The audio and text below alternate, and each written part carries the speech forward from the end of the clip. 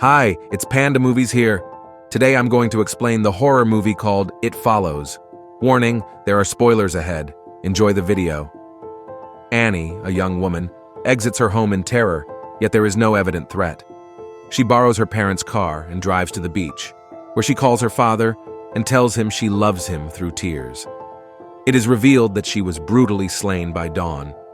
After that, Jaime J. Height goes to the movies with her new lover, Hugh. Hugh points to a young girl in the theater's rear row. Hugh grows uneasy when Jay says she can't see the girl and requests that they leave. Hugh and Jay have sex in his car on another date, but then he uses chloroform to knock her out, and she wakes up in a wheelchair. Hugh reveals that through intercourse, he has passed an entity onto her. It will always be walking in the direction of Jay's location, no matter where she is.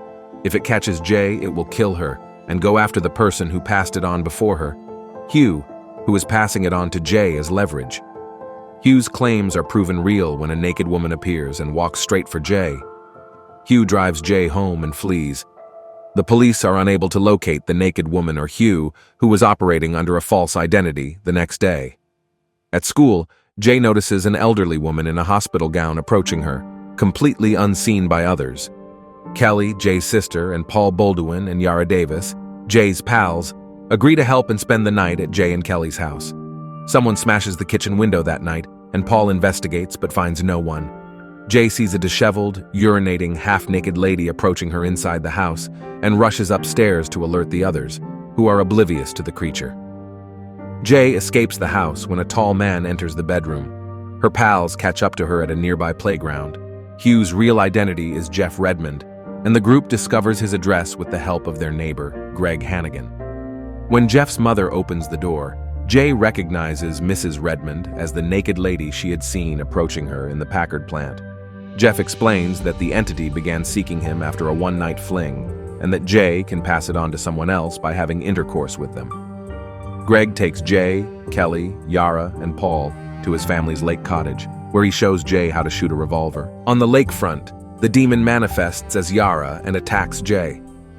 Jay shoots it numerous times till it falls over, but it rebounds unhurt and assaults Jay again, this time in the form of a boy who lives next door. She escapes in Greg's car, smashes into a cornfield, and is taken to the hospital with a broken arm.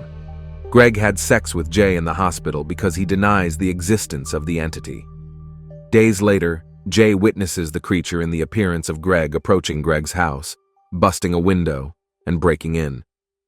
Jay calls the actual Greg to warn him, but he doesn't respond. Before it jumps on Greg, she goes into the house and discovers the creature in the shape of Greg's half-naked mother pounding on his door. Jay witnesses the creature having sex with the deceased Greg and flees by car, spending the night outside. Jay observes 3 young men on a boat on a beach. She then takes off her clothes and walks into the water.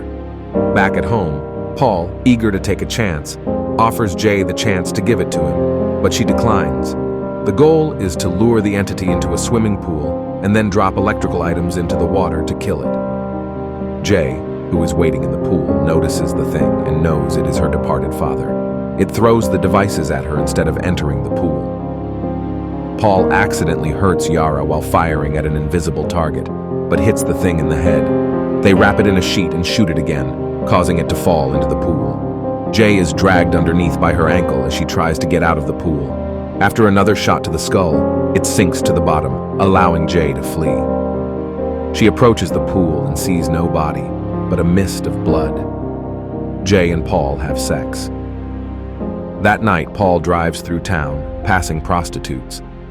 Later, Jay and Paul walk down the street holding hands, as a figure walks behind them.